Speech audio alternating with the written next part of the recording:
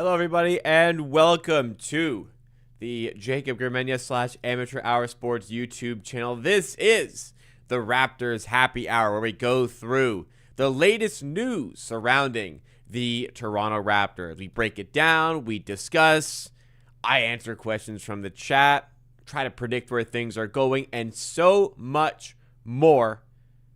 And today, we've got some pretty good stuff to go through as far as the content is concerned for today. First of all, after another loss to one of the Eastern Conference elite, fans are wondering if the Raptors really are as good as their record is saying, because they just haven't had a large ability to beat the best teams from either conference as of yet. So if the Raptors do get into the playoffs and try to make a push from there, well, they've struggled against teams that are in these positions. So is there something wrong? Well, we'll try and figure that out.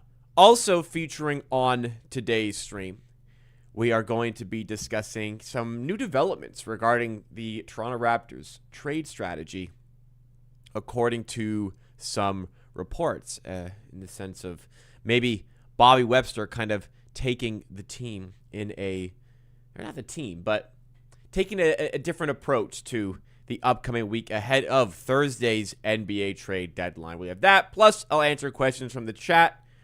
If you enjoy what you see from today's show, please make sure you do hit that like button. It does go a long way to supporting the channel. Also, if you're new, I'm live for these Raptors Happy Hour streams every Monday, Wednesday, and Friday at 5 p.m. Eastern Time. Make sure you're subscribed to the channel. Plus, we do watch-alongs on top of that for most Raptors games, including tonight. Raptors in action tonight at 7:30 p.m. Eastern against the Orlando Magic. I'll be live at 7:15 to talk you through that one and watch along with you. That should be a fun game to discuss and react to, so hope to see you there. But let's get through this stream first. Again, before we also start, one more thing. Truthfully, I don't have a ton lined up for the stream here today. I have those two topics which I mentioned.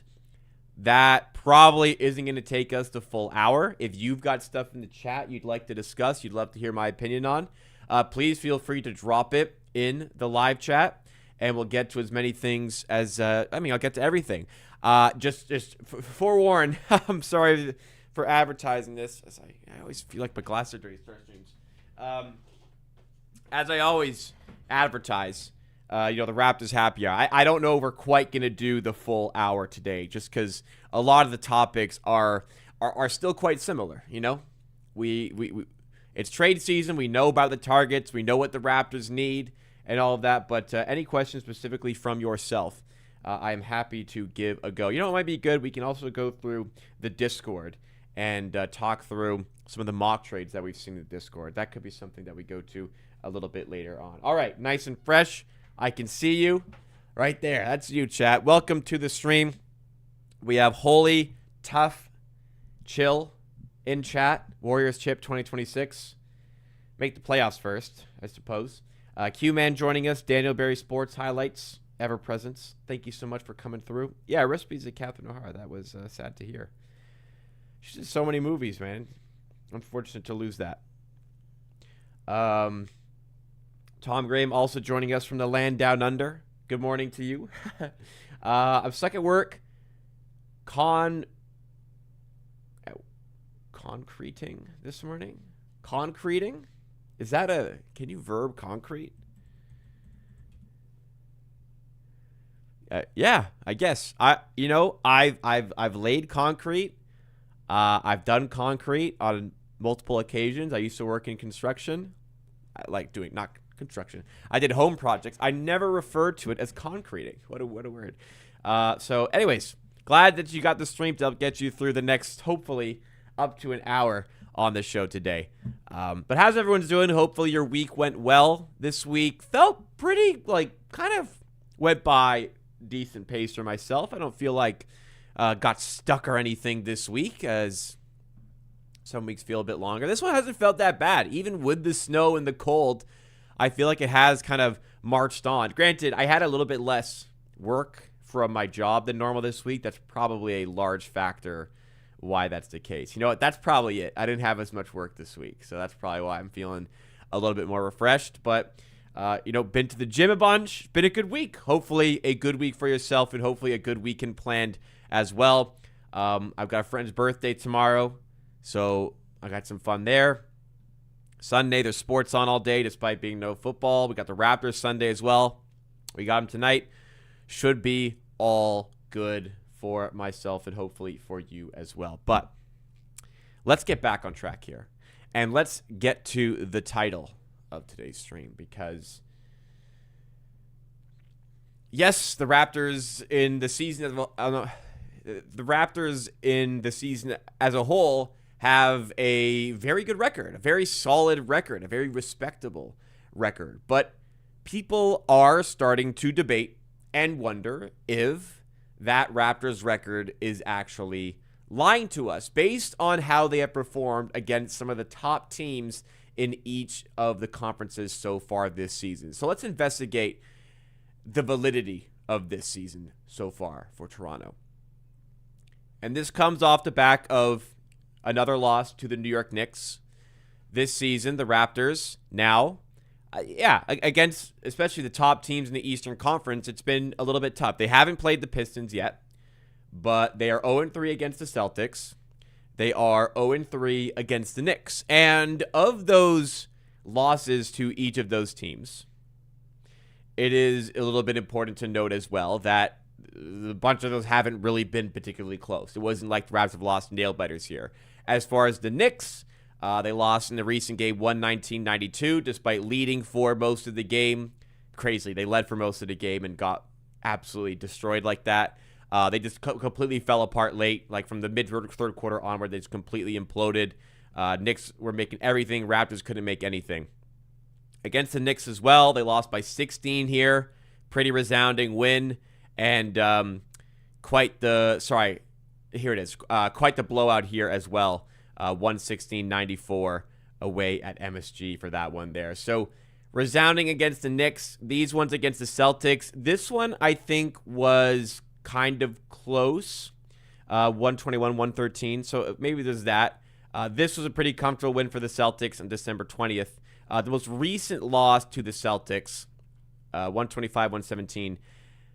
I believe this was the one where the Raptors were getting absolutely smoked. Went on like a 30 to 8 run or something crazy to get back in the game. If it wasn't for like a 5-minute window where they went on this superb run, it would have been another blowout there. So, you give them credit. They had that window of success. But for the most part, against the Celtics and Knicks, they have been, comfortably dispatched in the end. So that is a little bit of a worrying sign. And then you can kind of stretch this conversation even further beyond the Eastern Conference. You can go to the Western Conference. So this tweet was after the Raptors' loss to the Knicks. It says the Raptors are 1-9 against the top 4 teams in both conferences combined. That actually has changed because the top 4 in the West has changed. So to give the kind of updated statistics based on where we're at right now, yes, it is true. As far as the Eastern Conference is concerned, the Raptors are 0-6 against teams above them or teams in the top 4. Raptors are in the 4th seed right now, so they're 0-3 against the Celtics, 0-3 against the Knicks, have not played the Pistons as of yet. On the Western Conference side of things, they have lost to the Rockets, they have lost to the Nuggets, they've not played the Spurs, and they've won against the Thunder. So 1-8 now against teams in the top 4. I think it was the Lakers who dropped out of the top 4. And therefore, we've lost to the Lakers twice. So against like some of the top teams, like we've lost them twice, the Lakers, there have been some issues for the Raptors. And there is a little bit of concern on that front because the Raptors have one of the more difficult remaining schedules in the NBA. So they're going to have to start beating some of these good teams if they really do want to solidify themselves as one of the better teams and maybe a playoff team in the NBA. Actually, I've heard all this talk on like their schedule being difficult. It's actually middle of the pack in terms of difficulty on the schedule remaining. But it is important to note, we played the Knicks 3 times. One of those was actually in the in-season tournament, NBA Cup. So the Raptors still have to play them 2 more times. They still have to play the Celtics another time. They still have to play the Pistons. They have to play them 3 more times. 3 times. Right, 3 times. So we still have to play this Pistons 3 times. You still have to play the Spurs. So what exactly should we gather from the information here? Well, the 1-8 record against top 4 teams in the East, it is a little bit, it's not really cherry picked because it is the top 4 teams, but also like part of it can be a bit unfair. Like, I know we haven't played the Pistons, but we have played the Cavs. If the Cavs had half a game on us, they would then be the 4 seed, and then we could say, well, we've beaten the Cavs 3 times now. We have beaten the Cavs all 3 times we played in the season. Granted, they've been a lot better lately, and we beat them when they were struggling to start the season, but we have beaten the Cavs 3 times. One of those wins was recently against the Thunder. In terms of the games against the Knicks, okay, maybe a couple of them not so great losses for the Raptors, but one of them in particular, the Raptors were on the second night of a back-to-back after a grueling OT loss to the Charlotte Hornets. Pirtle was injured for this game. We don't have a big that can match up against him. And you know what? For the Knicks in this game, the Knicks were second night of a back-to-back, but Raptors didn't have a big to throw on Karl-Anthony Towns. Karl-Anthony Towns couldn't be stopped on the glass. He had a crap game, but the Raptors couldn't stop him on the glass. He had 22 rebounds in this game. No Jakob Poeltl for this one as well. It was the first game back from a West Coast road trip, which isn't always the best spot for a team because you're tired. I know they had 2 days off compared to the Knicks, but like it can be a little bit of reasoning towards it. But, not trying to defend it. It is a record that does pose some concern to the Raptors. And I think where a lot of the games have gone wrong against some of these better teams is the lack of size. Like the Nuggets loss on, I think it was New Year's Eve, was pretty bad because they were missing so many players. That one was pretty bad. But like the ones against the Celtics, one in particular where Jakob Poeltl was playing and they just continued to pick on him all game. That must have been the game where the Raptors went, okay, clearly Yak's not healthy. Like he needs a lot of time out to get this back situation sorted. But the Raptors, after all, are doing this. They are 29-20. They were not expected to be this high. And they are doing this right now without ever having had a Jakob Poeltl healthy this season. He's missed I think at this point, 60% of the season so far for the Raptors. They are doing this while being one of the worst three-point shooting teams in the NBA. So there is talent here. I think what it ends up coming down to is maybe a bit of a lack of presence defensively in the form of a big. We've missed that this season. That should be a big part. We still have had a good defense. I think where the problems are a bit more prominent are when we get into these shootouts. And the second half against the Knicks really became a shootout. And a lot of the games against the Celtics have been that because of how good of a three-point shooting team they are. When the Raptors get put into shootout, they start to struggle. The Raptors have had a ton of success in these scrappier games this season because they have enough talent to manufacture enough offense, and their defense has been good enough to get over the line in so many of these scrappy games this season. When they have to really dial up the offense and it gets into a shootout, they can struggle. They just don't have the shooters or the floor spacing that's adequate enough for these types of games, for these types of battles.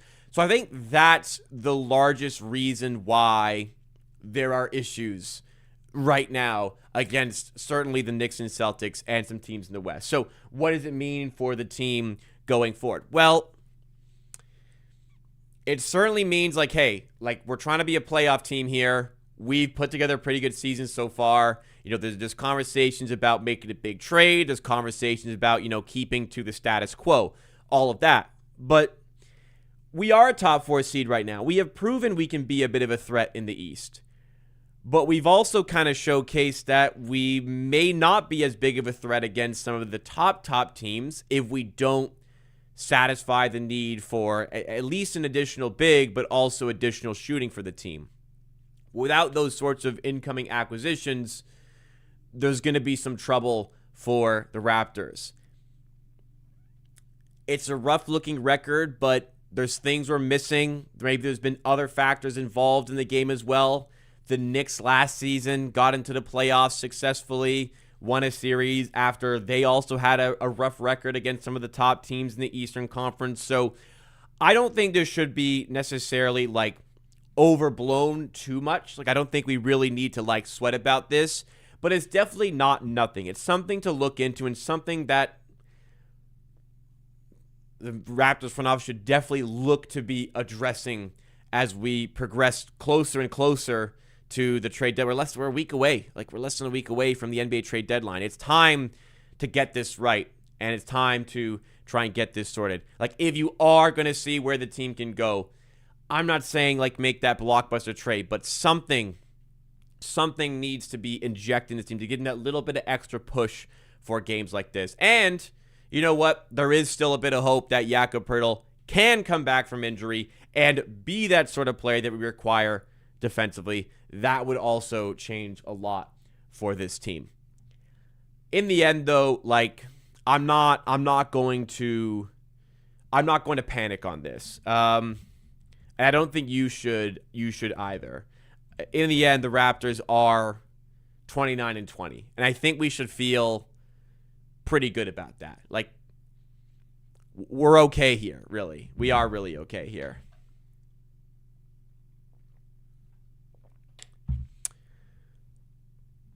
Reading some of the conversation in the chat. Smart Sharma joining us. Gordon Harry joining us as well. ABD Zing out here with us as well. Appreciate it. Just reading through some of the chat. Skywalking also coming through there. Man, that Raptors loss to the Knicks, that Brandon Ingram offensive foul that shouldn't have been an offensive foul, should have been a no call and a Brandon Ingram 2-pointer. That really did that was the start of the downfall almost. Not to, the game could have gone the way it went without that, but it was a 5-point swing right after that. And the Knicks, they they're kind of heating up prior to that, but I just wonder if Darko had challenged. You can challenge calls. The game could have still gone in the opposite direction. It actually really does piss me off. It pisses me right off when Darko Rajakovic is so animated and adamant about a call being incorrect, especially at what I would consider at that point, it was a pretty critical stage of the game. It actually enrages me when he is that adamant and that enraged about a call and doesn't challenge it. You're that upset. You have the capability and the means to challenge this. I understand if it's a bad call and it's at half court, it's not really doing it. That they literally took 2 points off the board because of that bad call. If you had challenged, I think you probably would get 2 points back on the board for the Raptors. That's just what annoys me. It's 2 points. There's again, not super significant maybe towards the end of the game, but there are spots that are less valuable to challenge than that, and he was so adamant about that decision that I don't know. I thought he probably should have. Challenged that one. What is the lesson they needed to learn? I don't know. I'm not sure there is really a lesson necessarily. The team itself, the Raptors, what's the lesson? I don't know if there is one. On the court, there's some limitations to it. You know what? Guys Quickly need to be more involved. I think that's a big thing. He took very limited field goal attempts in that game. I think that's big. I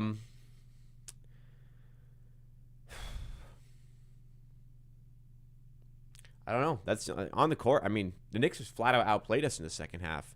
It didn't feel like there was a ton that was kind of going wrong. They ate our lunch. Not it didn't feel like, what the hell are we doing? Maybe turnovers were bad. That's part of it. You know what? Keep the ball more. They know that.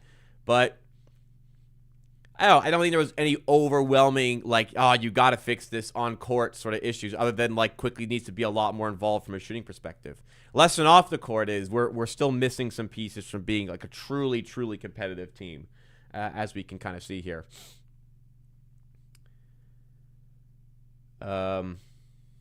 Yeah, we're going to talk about Bobby Webster and his kind of differing opinion on attacking the trade deadline in just a moment here. That will be a feature of the conversation here today. There's nothing we could do. They just hit shots. We did, and that we didn't. Yeah, they were nuclear. They weren't missing at a certain point as well. Turnovers kind of cost us a bit, but they went nuclear, and we could not sustain that level of scoring. I think that was a large part of it as well. So, again, I don't think there was, like, glaring, like, problem from like a game theory perspective, I guess, if you will.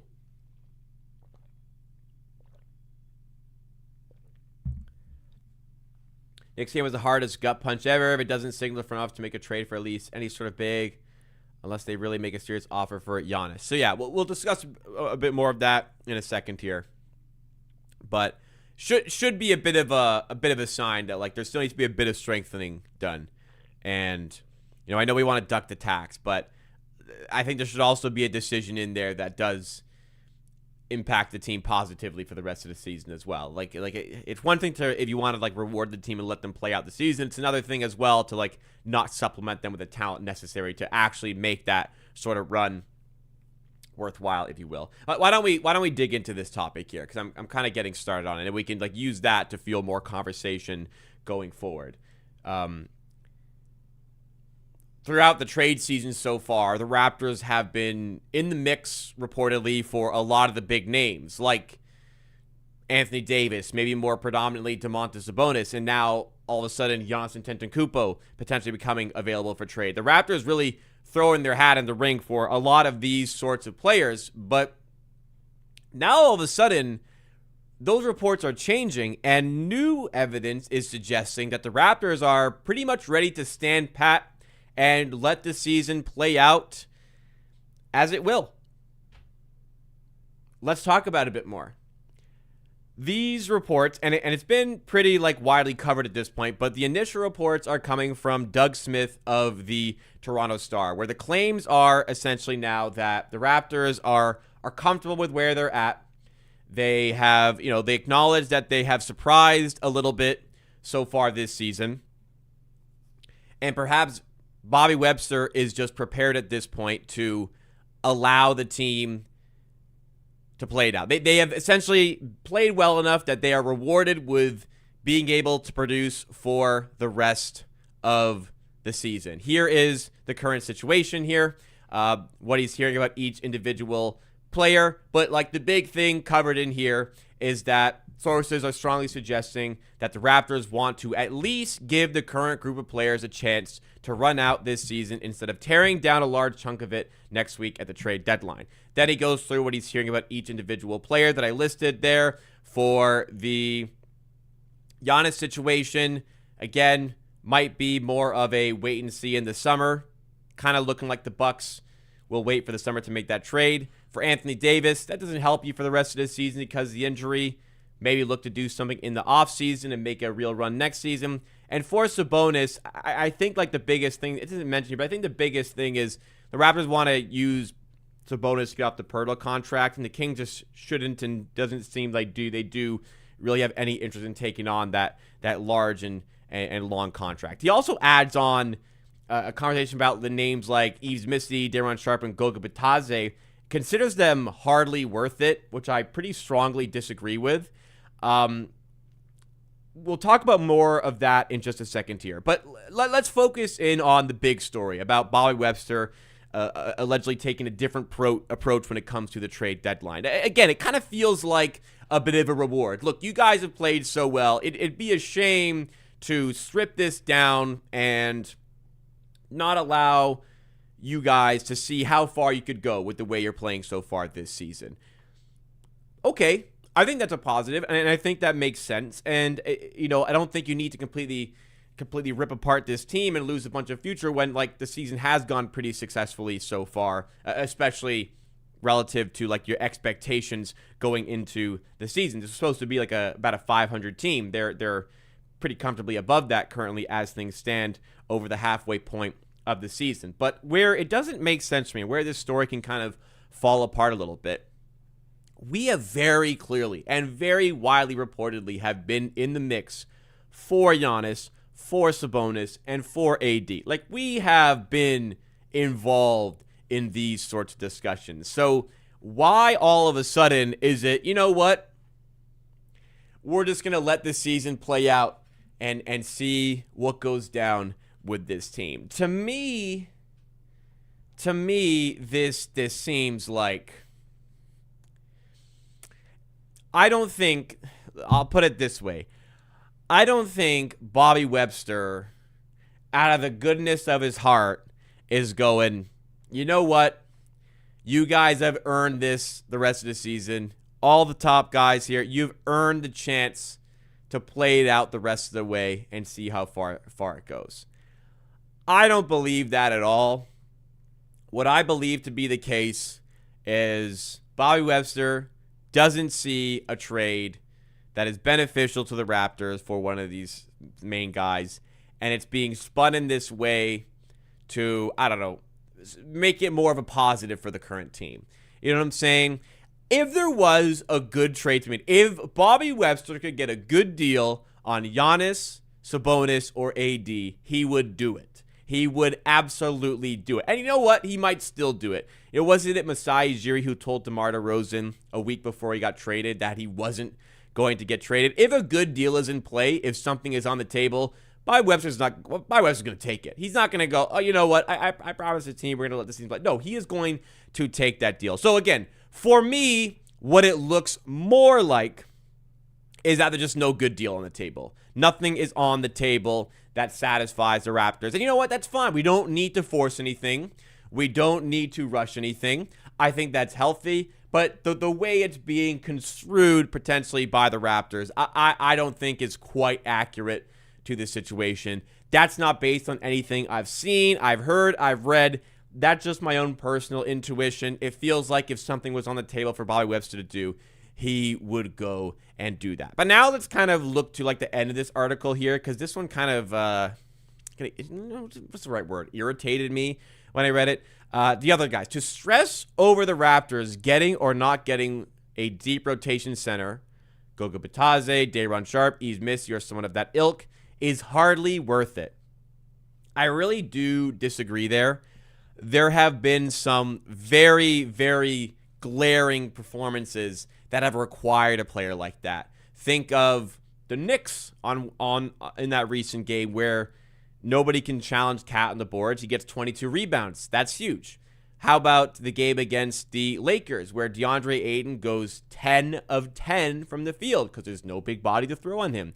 Or the game against the Clippers where the Raptors go like 5 minutes without scoring because on the inside there was nobody to compete with Ivica Zubac, and that just made it a little bit easier for the Clippers to orchestrate that comeback. I disagree that these are players that are hardly worth it. Sure, you want to label guys like Brook Lopez or Kevon Looney or Tony Bradley or Nick Richards. You want to label those guys hardly worth it? Okay, I can get behind that, and I can agree to that maybe. But like, I think Goga Bitadze and Day'Ron Sharpe in particular, maybe even Yves Missi, could actually provide some proper rotational minutes to this team, and it would make the Raptors a better team. He also adds on here, none of them are proven. I kind of disagree again.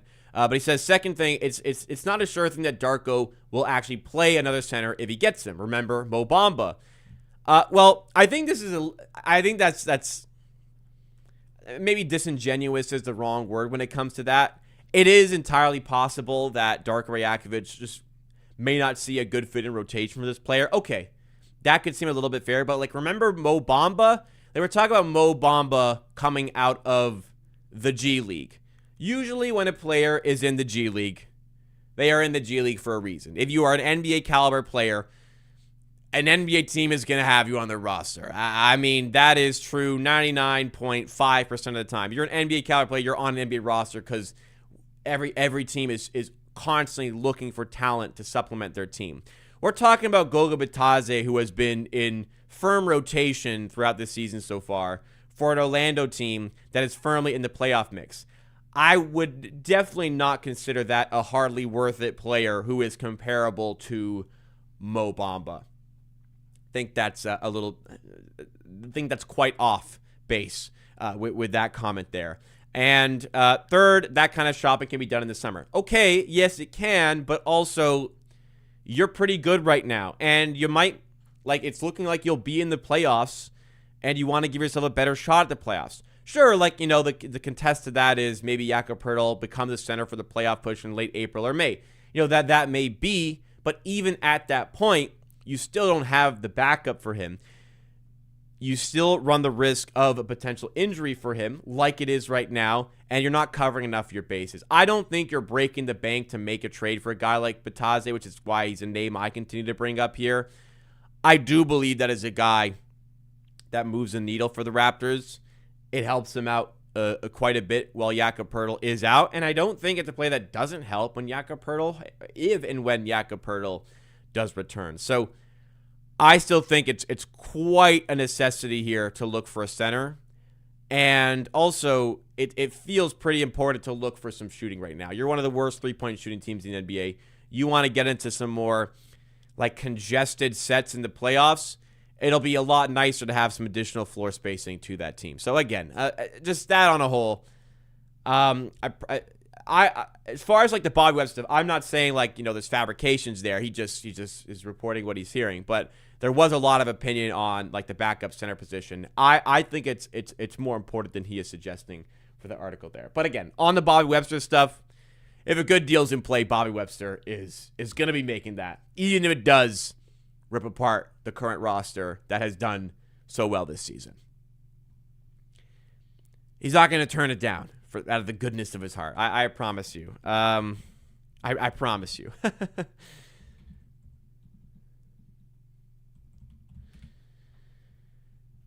All right, let's see what the chat is saying here. Raptors being fake contenders. I don't think anyone perceives them to be contenders, to be honest. So I don't really think they can be a fake of something they don't really claim to be. We're the worst shooting team in the league. We're not anymore, but we're pretty close. We're like bottom 5 now.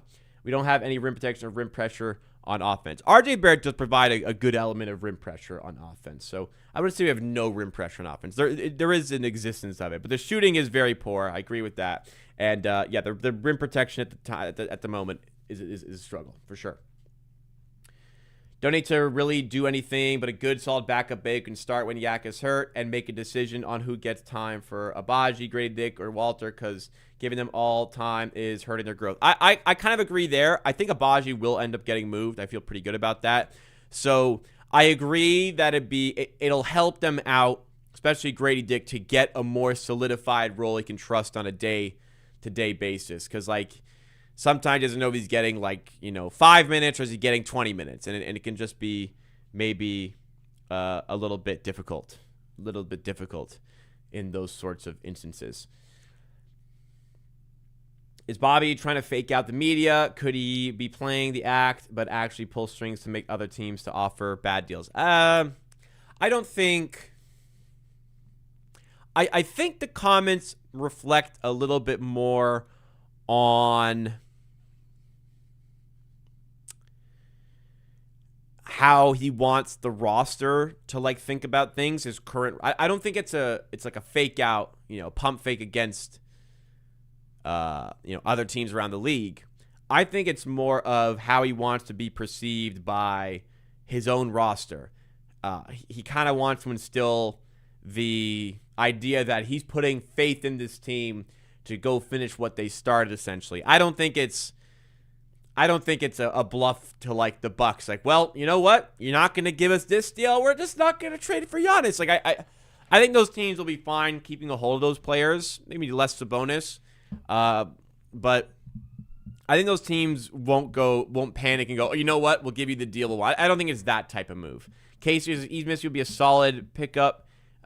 Is he worth a first-round pick or at least 2 second-round picks? Oche, maybe someone else. I'm not giving a first-round pick for Yves Missy. Yves Missy himself was a 21st or something around there overall pick. The Raptors are probably giving that sort of pick to get Yves Missy. I'd personally rather roll the dice on using that pick ourselves than trading it for Yves Missy. Second round picks I could get behind. You could try to work on Missy's game. But first, I know that's what the Pelicans are looking for, but I would back down on that. And I do feel like they will not get that first-round pick elsewhere. Like, they're not going to get what they're looking for on that front. Definitely. Not definitely, but I just don't believe so. Anyways, 37 minutes in.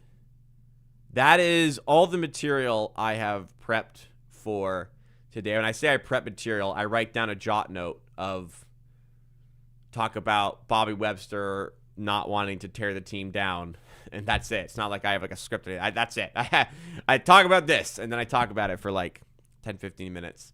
But I don't have any other topics to talk about here. So I thought it might be a decent chance. So let's go through. So if you don't know, Amateur Sports, we do have a Discord. The link is in the description to get involved with the Discord today. But within the Discord, we have a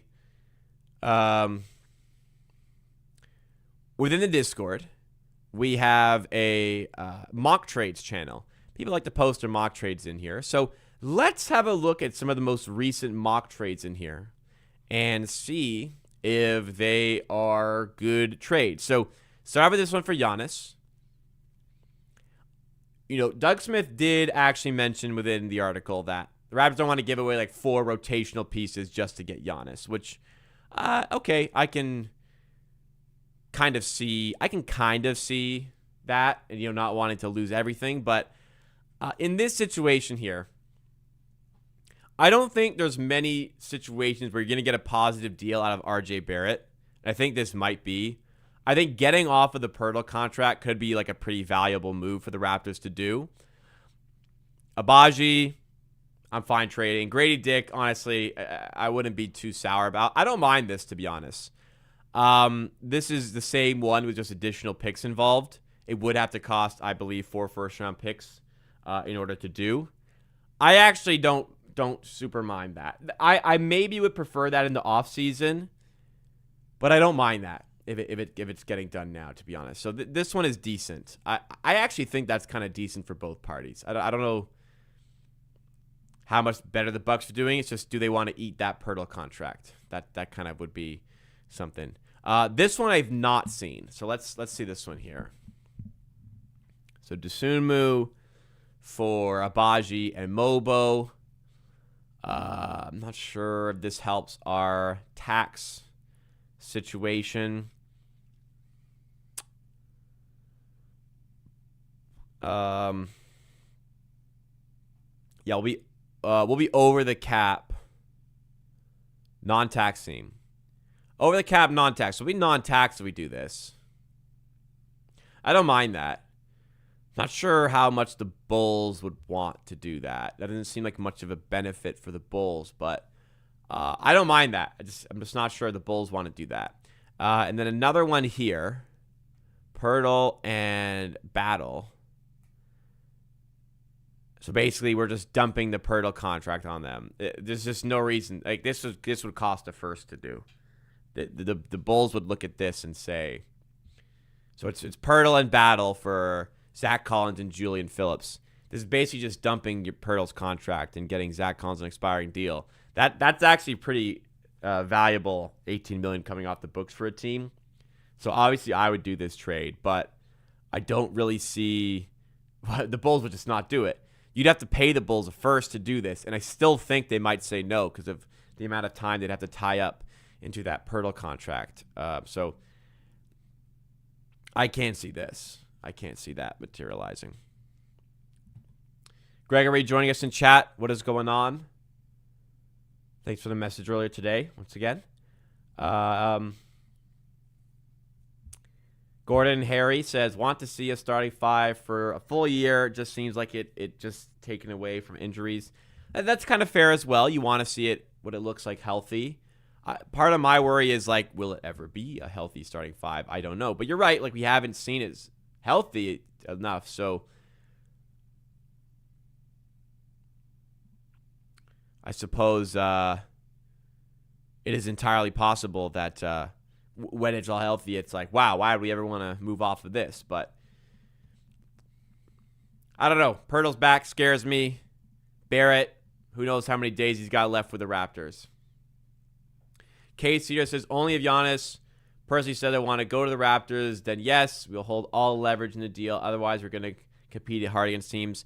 I don't think he needs to say he wants to go to the Raptors for you to, like, find a deal. I don't think that, like, makes the trade easier necessarily. They could feel comfortable maybe keeping a hold of him still. He said he wants to stay in the East. Apparently, Raptors are one of the teams he's interested in. That is some very light reporting has said the same. How many games we had like the full starting five healthy? Probably not a ton. Probably enough. I mean, at the start of the season there was like enough data on it. Like there was enough there.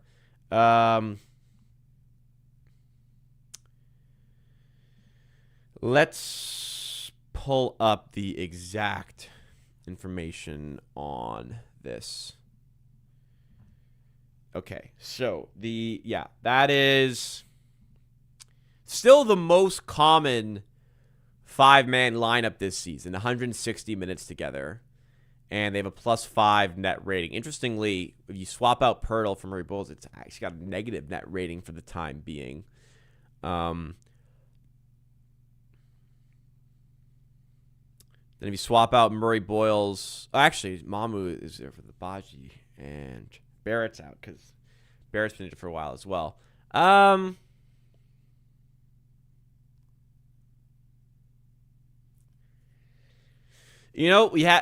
like to see more, but the starters have been, and this is a starting group that was not working to start the season. They've gotten better. They got better and brought this above a negative net rating. So maybe we do need to see a little bit more of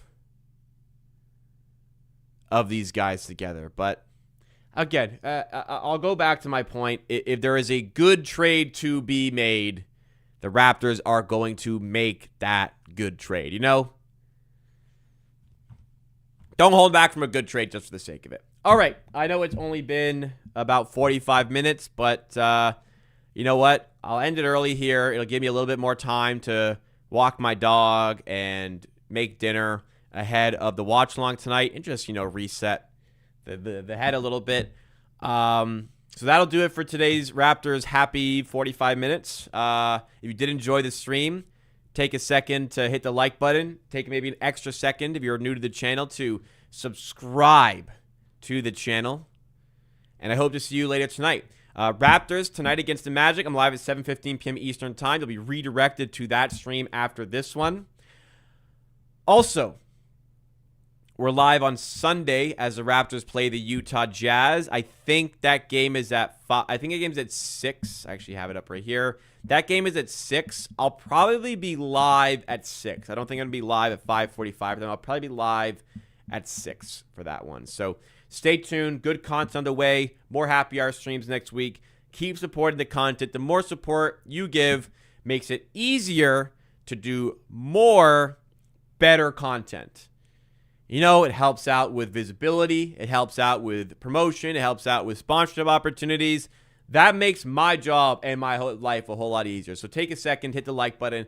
Hope to see you later tonight. Let's